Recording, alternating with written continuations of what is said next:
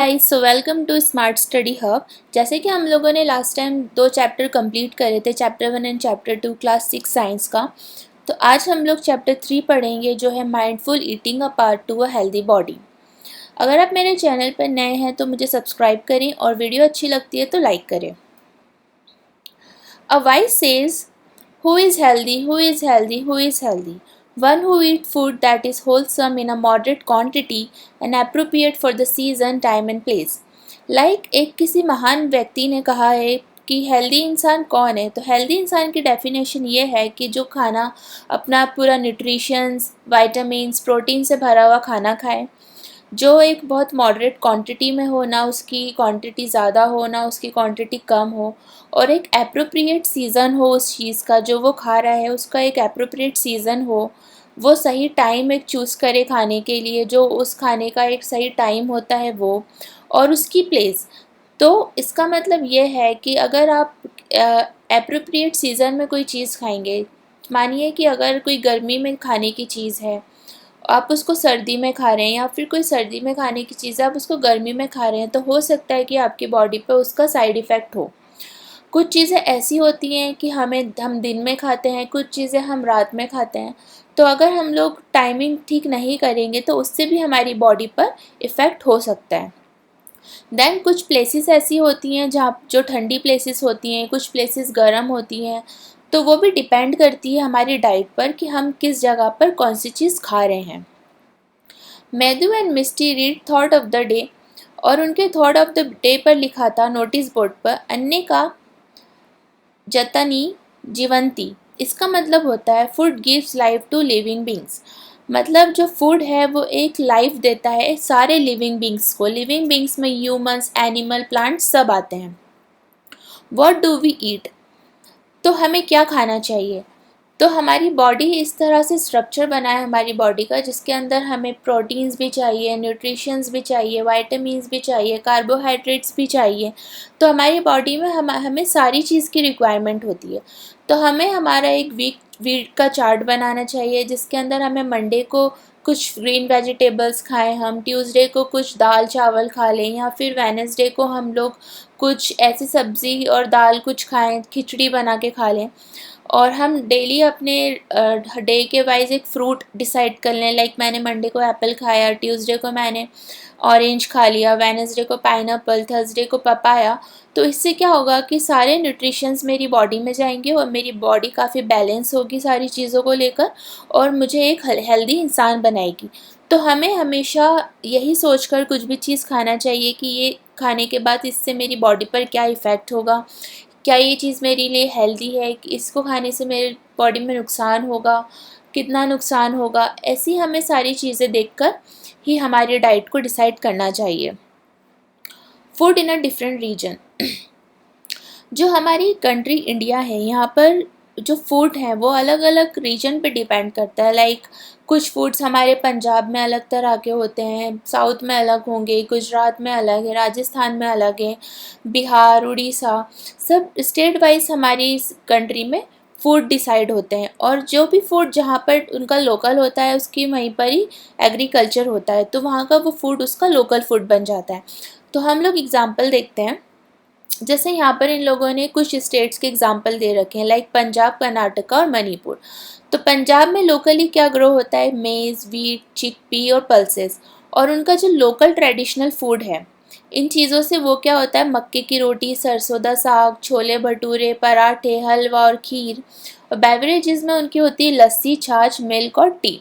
वैसे ही कर्नाटका में, वहाँ पर लोकली ग्रो होता है राइस, रागी, उड़द और कोकोनट। तो उससे वो लोग ट्रेडिशनल फूड बनाते हैं, इडली, डोसा, सांभर, कोकोनट चटनी, रागी मुद्दे, पलिया, रसम और राइस। और उनके बेवरेजेस होते हैं butter milk, coffee and T. अब मणिपुर हमारा एक नॉर्थ ईस्ट का साइट है। तो नॉर्थ ईस्ट में हमारे राइस, बैम्बू और सोयाबीन की ज़्यादा एग्रीकल्चर होता है। क्रॉप्स प्रोडक्शन वहाँ पर राइस, बैम्बू और सोयाबीन का ज़्यादा है। तो उन लोगों के ट्रेडिशनल फूड होते हैं राइस, इरोम्बा मतलब होता है चटनी, उत्ती मतलब होता है येलो पी और ग्रीन अनियन की कड़ी, सिंगजू और कंसकसोई। मुझे नहीं पता ये कंसकसोई क्या होता है, बट उन लोगों का एक ट्रेडिशनल फूड है ये। और बेवरेजेस होते हैं ब्लैक टी। तो ऐसे ही हमारी कंट्री में बहुत अलग अलग तरह के जो फूड हैं वो उनके स्टेट और रीजन पर डिपेंड करता है कि उनके लोकल फूड वो लोग क्या कंज्यूम करते हैं। In a various region of India, the choice of food may vary according to the cultivation of food in the particular region, taste preference, culture and tradition।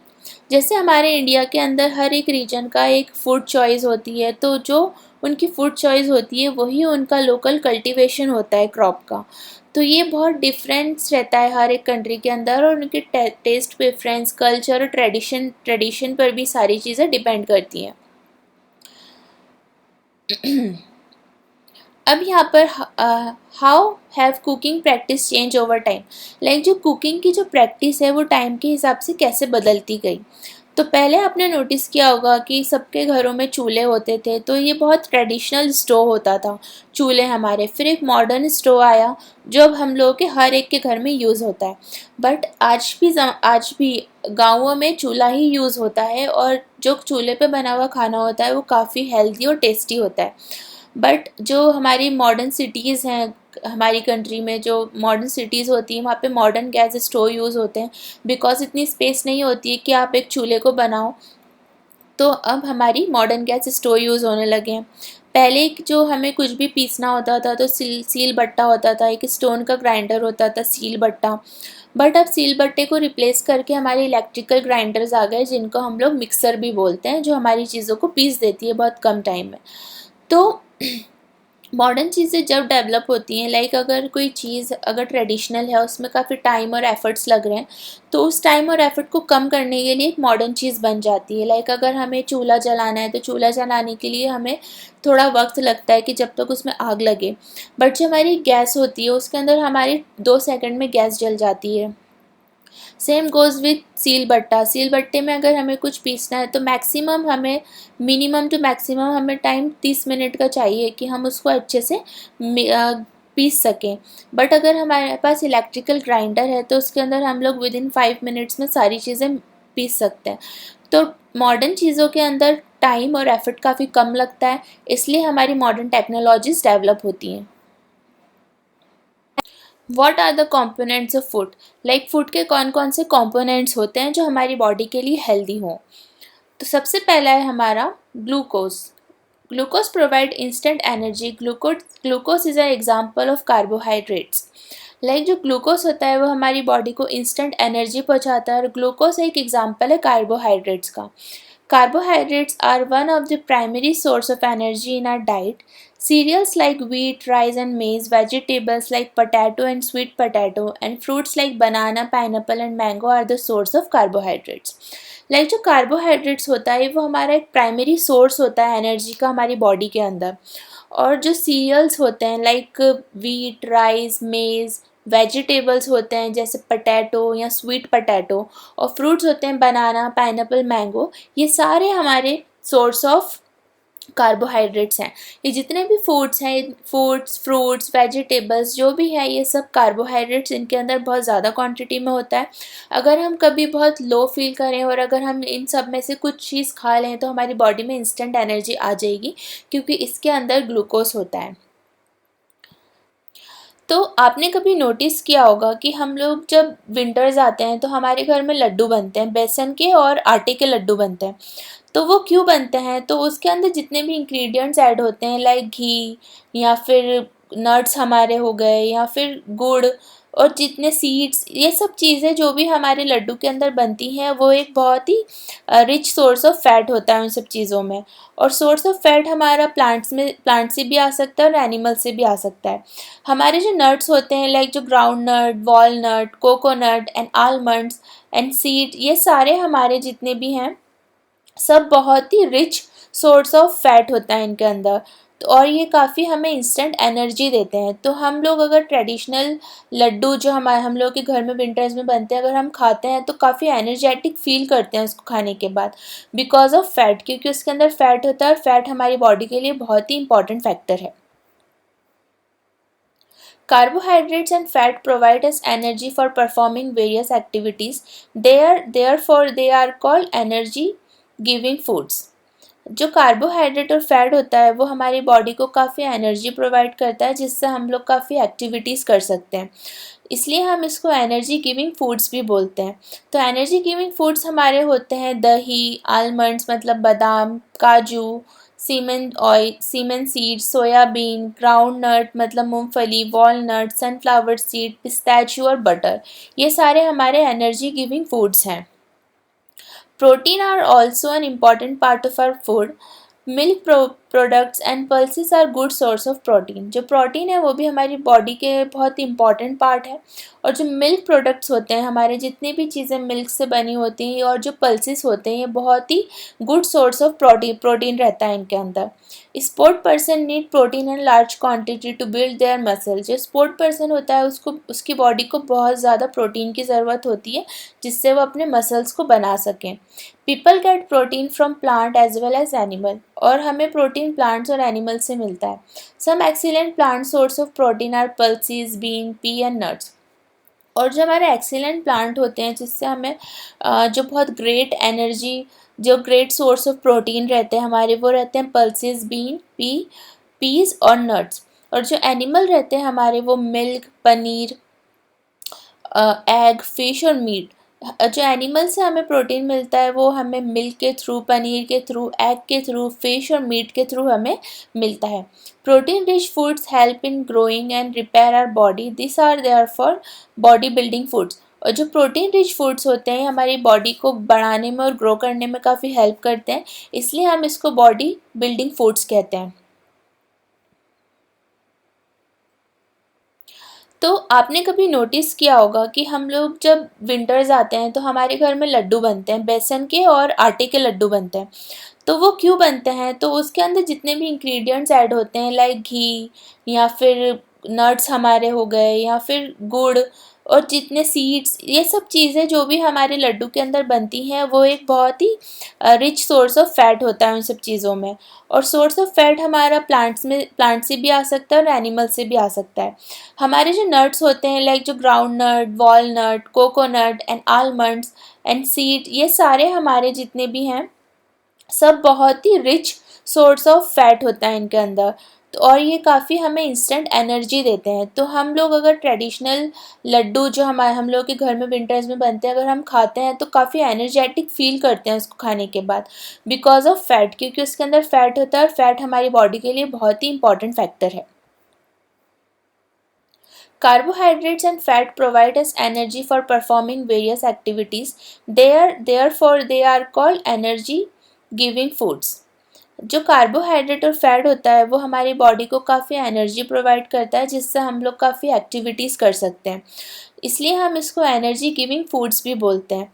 तो एनर्जी गिविंग फूड्स हमारे होते हैं दही, almonds मतलब बादाम, काजू, सीमन seed, soybean, ground nut मतलब मूंगफली, वॉलनट, सनफ्लावर सीड, पिस्ताचियो और बटर। ये सारे हमारे एनर्जी गिविंग फूड्स हैं। Protein are also an important part of our food. Milk products and pulses are good source of protein. जो प्रोटीन है वो भी हमारी बॉडी के बहुत इंपॉर्टेंट पार्ट है, और जो मिल्क प्रोडक्ट्स होते हैं, हमारे जितनी भी चीज़ें मिल्क से बनी होती हैं, और जो पल्सेस होते हैं, ये बहुत ही गुड सोर्स ऑफ प्रोटीन रहता है इनके अंदर। Sport person need protein in large quantity to build their muscle. जो स्पोर्ट पर्सन होता है उसकी बॉडी को बहुत ज़्यादा प्रोटीन की ज़रूरत होती है, जिससे वो अपने मसल्स को बना सकें। People get protein from plant as well as animal, और हमें प्रोटीन प्लांट्स और एनिमल से मिलता है। Some excellent plant source of protein are pulses, bean, pea and nuts. और जो हमारे एक्सीलेंट प्लांट होते हैं जिससे हमें जो बहुत ग्रेट एनर्जी, जो ग्रेट सोर्स ऑफ प्रोटीन रहते हैं हमारे, वो रहते हैं पल्सेस, बीन, पीज और नट्स। और जो एनिमल रहते हैं हमारे, वो मिल्क, पनीर, एग, फिश और मीट। जो एनिमल से हमें प्रोटीन मिलता है वो हमें मिल्क के थ्रू, पनीर के थ्रू, एग के थ्रू, फिश और मीट के थ्रू हमें मिलता है। Protein rich foods help in growing and repair our body, this are there for body building foods. और जो प्रोटीन रिच फूड्स होते हैं हमारी बॉडी को बढ़ाने में और ग्रो करने में काफ़ी हेल्प करते हैं, इसलिए हम इसको बॉडी बिल्डिंग फूड्स कहते हैं। देखेंगे फूड कंपोनेंट्स जो हमारी बॉडी के लिए अच्छे होते हैं और हमें उस कौन सा सोर्स है जिससे हमें वो सारे कंपोनेंट्स मिल सकते हैं और हमारे और कौन सी डेफिशिएंसी को वो लोग ठीक कर सकते हैं। तो विटामिन ए जो होता है वो हमारी आँखों के लिए और स्किन के लिए काफ़ी अच्छा होता है। उसका सोर्स है हमारा हमें पपाया से, कैरेट, मैंगो और मिल्क से मिल सकता है विटामिन ई। और अगर किसी के अंदर deficiency like loss of vision है, अगर उन्हें कम दिखता है, तो उसके लिए काफ़ी अच्छा होता है vitamin A. Poor vision, loss of vision in darkness, night blindness और some time complete loss of vision, इस तरह के जो भी सिम्टम्स होते हैं, लाइक अगर किसी को बहुत कम दिख रहा है, दूर का नहीं दिख रहा है, पास का दिख रहा है, तो अगर हम लोग ये सोर्स खाएंगे लाइक पपाया, कैरेट, मैंगो और मिल्क, अगर हम लोग अपनी डेली डाइट में रखेंगे तो उससे हमें ये डेफिशिएंसी में काफ़ी इम्प्रूवमेंट दिखेगा। विटामिन बी जो होता है वो हमारे हार्ट की हेल्थ के लिए अच्छा होता है और हमारी बॉडी की फंक्शनैलिटी के लिए अच्छा होता है, जिससे हमारी बॉडी की फंक्शनैलिटी परफॉर्मेंस अच्छी होती है। और ये हमें ल्यूमिन से मिल सकता है, नट से मिल सकता है, होल ग्रेन्स आते हैं, सीड, मिल्क प्रोडक्ट, इन सब से हमको विटामिन बी मिल सकता है। और बेरी बेरी जो होता है डेफिशिएंसी होती है बेरी बेरी, उसके अंदर हमें काफ़ी यूज़फुल होता है। जैसे स्वेलिंग हो गया, टिंगलिंग और बर्निंग सेंसेशन अगर हमारे फीट्स में और हैंड में होते हैं तो उसके लिए हमें काफ़ी अच्छा होता है। विटामिन सी जो होता है ये हमारी बॉडी में हेल्प करता है किसी भी डिजीज़ की फ़ाइट करने के लिए, और ये हमें amla, guava, green chilli, orange, lemon से मिलता है। और कर्वी डिजीज़ जो होती है उसको ठीक करता है। और जो हमें ब्लीडिंग होती है, हमारे जो गम्स होते हैं, दांतों में से जो खून निकलता है, या फिर जो स्लो हीलिंग वॉन्ड्स रहते हैं, लाइक अगर हमें चोट लगी और वो काफ़ी धीरे धीरे ठीक हो रहे हैं और अगर हम विटामिन ई का इंटेक ले लें तो हमारे वॉन्ड्स जल्दी ठीक हो जाएंगे। विटामिन डी जो होता है ये हमारी बॉडी के अंदर कैल्शियम, जो हमारी बॉडी के अंदर जो कैल्शियम होता है उसको हेल्प करता है, लाइक बोन, टीथ की हेल्थ को ये काफ़ी हेल्प करता है। और ये हमें सनलाइट से मिलता है, मिल्क, बटर, फिश, एग से मिल सकता है। रैकेट्स जो होता है हमारी बॉडी के अंदर जो क्रैम्प्स होते हैं बोन्स के अंदर, ये उसमें हेल्प करता है। सॉफ्ट और बैंड बोन्स होती है उसको स्ट्रॉन्ग बनाता है। कैल्शियम हमारे दांतों के लिए, हड्डियों के लिए अच्छा होता है। कैल्शियम हमें मिल्क, सोया मिल्क, कर्ड, चीज़, पनीर से मिलता है।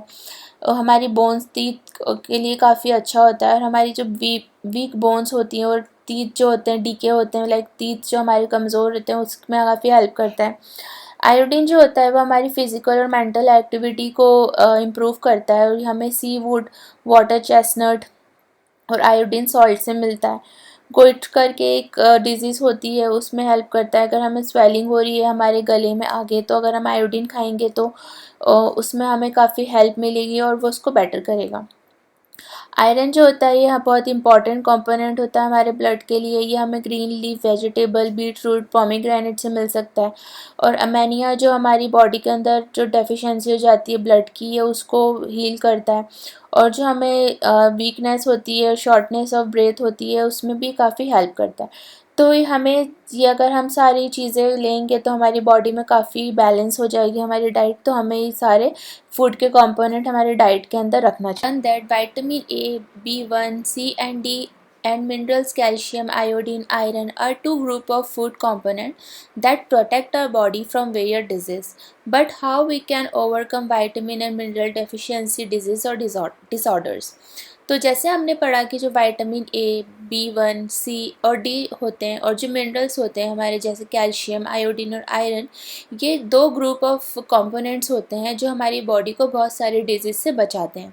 तो हम लोग कैसे ओवरकम करें विटामिन और मिनरल की डेफिशिएंसी जो हमारी बॉडी में हो जाती है और जो डिसऑर्डर्स हो जाते हैं, तो हम उसको कैसे बैलेंस करें, कैसे ओवरकम करें। तो अगर हमारी बॉडी में विटामिन ए की डेफिशिएंसी हो गई है तो हम पपाया खा सकते हैं, कैरेट, मैंगो एंड मिल्क। अगर हमारी बॉडी में विटामिन B1 की डेफिशिएंसी हो गई है तो हमारे लिए flax seed, wheat, milk, paneer, pumpkin seed और राइस बहुत एफिशिएंट होंगे। अगर बॉडी के अंदर विटामिन सी की डेफिशिएंसी हो गई है तो orange, guava, green chilli, lemon, amla, tomato, हम ये सब खाकर हमारी बॉडी के अंदर विटामिन सी की डेफिशिएंसी को पूरा कर सकते हैं। अगर विटामिन डी की डेफिशिएंसी हो गई है तो हमें fish, milk, egg, edible mushroom और बटर खा के हम उसको बैलेंस कर सकते हैं।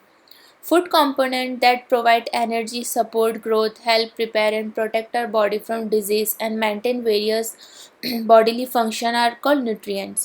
जो फूड कंपोनेंट्स होते हैं लाइक हमारी बॉडी को जो एनर्जी और सपोर्ट करते हैं हमारी बॉडी को ग्रो करने के लिए और रिपेयर करते हैं, बॉडी को प्रोटेक्ट करते हैं बहुत सारे डिजीज़ से, तो इन सब को हम लोग न्यूट्रिएंट्स बोलते हैं. The major nutrients in our body including carbohydrate, protein, fat, vitamins and minerals. और जो हमारी बॉडी के अंदर मेजर प्रोटीन्स रहते हैं वो होते हैं कार्बोहाइड्रेट, प्रोटीन्स, फैट, vitamins और minerals. Vitamins and minerals are also called protective nutrients. और vitamins और मिनरल्स जो होते हैं वो हम उसको प्रोटेक्टिव न्यूट्रिएंट्स भी कहते हैं. The nutrients protect our body from diseases and keep us healthy. Your parent may have advised you to have milk, green vegetable, fruits and wholesome regularly. जो न्यूट्रिएंट्स होते हैं वो हमारी बॉडी को डिजीज़ से दूर रखते हैं और हमारी बॉडी को काफ़ी हेल्दी बनाते हैं. जैसे हमारे पेरेंट्स हमको हमेशा सजेस्ट करते हैं कि हमें मिल्क पीना चाहिए, ग्रीन वेजिटेबल खाना चाहिए, फ्रूट्स खाने चाहिए और होल ग्रेन्स खाने चाहिए, जिससे हमारी बॉडी के अंदर सारे प्रोटेक्टिव न्यूट्रिएंट्स की कमी बैलेंस हो जाए. This food items are some source of vitamins and minerals, although vitamin and minerals are required in small amount. तो इससे क्या होता है कि हमारी बॉडी के अंदर विटामिन और मिनरल्स की जो बैलेंस एक होता है वो पूरा हो जाता है. और जो विटामिन्स और मिनरल्स होते हैं ये बहुत स्मॉल अमाउंट में हमारी बॉडी के लिए रिक्वायर्ड होते हैं और ये बहुत असेंशियल होते हैं हमारी बॉडी को हेल्दी बनाने के लिए. In additionally to the essential nutrients, our body needs dietary fiber and water. Dietary fibers, also known as roughage, do not provide any nutrient to our body. However, they are an essential component of our food. They help our body to get rid of undigested food and ensure smooth passage of stools. Roughage in our food is provided mainly by suitable plants and products. जो हमारी body के अंदर nutrients होते हैं वो बहुत essential होते हैं और हमारी जो डाइटरी होती है वो हमेशा फाइबर और वाटर उसमें इंक्लूड होना चाहिए. डाइटरी फाइबर जो हमारे होते हैं हम उसको रफेज भी बोलते हैं. और अगर हम हमारी बॉडी के अंदर न्यूट्रिएंट्स नहीं पहुंचाएंगे तो हमारी बॉडी में कोई भी एनर्जी नहीं होगी और फाइबर नहीं होगा. और हमारी बॉडी के अंदर अगर फाइबर और वाटर होता है तो वो हमारा खाना जो अनडाइजेस्ट फूड होता है उसको डाइजेस्ट करने में काफ़ी हेल्प करता है और ये हमें सारे मिलते हैं प्लांट्स और प्रोडक्ट से. Green leaves and vegetable, fresh fruit, wholesome grain, pulses, nuts are good source of roughage. और जो हमारी green leaf, vegetables, fresh food, whole grains, pulses, nuts ये हमारे बहुत ही गुड सोर्स ऑफ रफेज हैं. Eating food that is locally grown and plant-based to extent possible is not only healthy for the body but is also good for our environment or our planet. जो हमारे eating food होता है like जो locally हम लोग grow करते हैं plant को, तो ये ज़रूरी नहीं है कि हमारी बॉडी के लिए ही अच्छा हो, ये हमारे सराउंडिंग और इन्वायरमेंट के लिए भी काफ़ी अच्छा है. क्योंकि अगर हम लोग कोई ट्री प्लांट करते हैं तो ट्री हमें ऑक्सीजन देता है, कार्बोहाइड्रेट्स को कार्बन डाइऑक्साइड को एब्जॉर्ब करता है और ऑक्सीजन को रिलीज़ करता है. तो ऑक्सीजन हमारी बॉडी के लिए बहुत ज़्यादा ज़रूरी है. फ्रेश ऑक्सीजन हमें जितना मिलेगा हमारे लंग्स की कैपेसिटी उतनी ज़्यादा अच्छी होगी. तो हमें एक ट्री से फूड भी मिल रहा है, ऑक्सीजन भी मिल रहा है और वो हमारा कार्बोहाइड्रेट को भी एब्जॉर्ब कर रहा है. तो इससे क्या होता है कि जब कार्बोहाइड्रेट्स और ऑक्सीजन की जो प्रोसेस होती है प्लांट के थ्रू, तो उससे हमारा एनवायरनमेंट काफ़ी हेल्दी होता है. Water is an essential part of our diet. It helps the body absorb nutrients from the food. It removes waste from the body through sweat and urine. We should drink sufficient water regularly to keep ourselves healthy. जो water है बहुत essential part होता है हमारी diet का और ये हमारी बॉडी के अंदर वाटर के थ्रू ही सारे न्यूट्रिएंट्स एब्जॉर्ब होते हैं. वाटर क्या करता है कि सारा वेस्ट जो होता है उसको रिमूव कर देता है हमारी बॉडी से स्वीट और यूरिन के थ्रू. और हमें रेगुलरली एक सफिशेंट अमाउंट में वाटर पीना चाहिए जिससे हमारी बॉडी काफ़ी हेल्दी रहे. Millets nutrition-rich cereals. You have heard of jowar, bajra, ragi and sanva. These are native crop of India. This can be easily cultivated in different climate conditions. This highly nutritious grain are also called millets.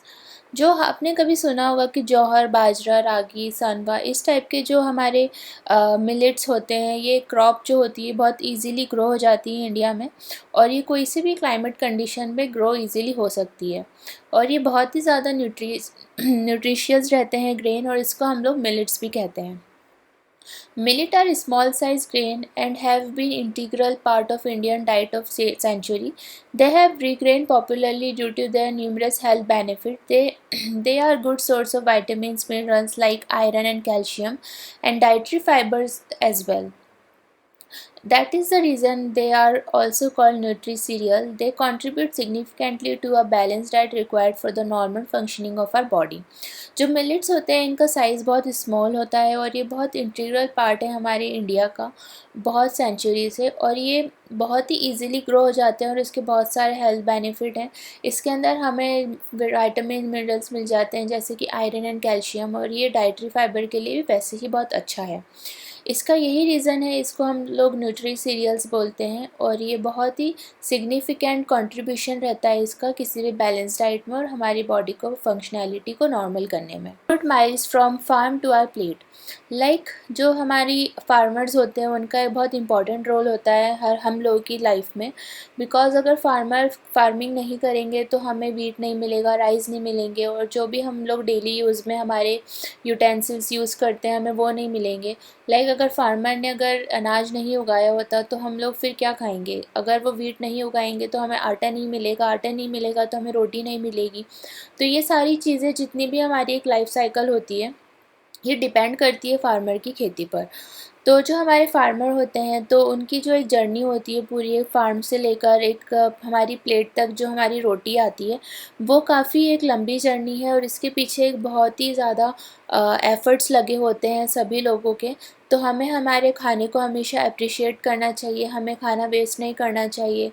हम जितना खाना हमारी plate में ले हमें वो खाना चाहिए, क्योंकि अगर हम लोग खाना वेस्ट करेंगे तो ये हमें हमेशा याद रखना चाहिए कि eat healthy, share, respect food and support local producer. Like हमें हमेशा हेल्दी फूड खाना चाहिए, हमारे खाने को शेयर करना चाहिए, खाने की रिस्पेक्ट करना चाहिए, और जितने भी लोकल प्रोड्यूसर हैं हमें उन्हें सपोर्ट करना चाहिए। तो हमारा अब चैप्टर यहाँ पर ख़त्म हो चुका है। अगर आप मेरे चैनल पर नए हैं तो मुझे सब्सक्राइब करें, वीडियो अच्छी लगती है तो लाइक करें। अगर आपको कुछ डाउट है तो आप कमेंट सेक्शन में मुझसे पूछ सकते हैं, और मुझे सजेस्ट भी कर सकते हैं कि आपको नेक्स्ट वीडियो कौन से टॉपिक पर चाहिए, तो मैं वैसा वीडियो बना के अपलोड कर दूँगी। Thank you so much for watching.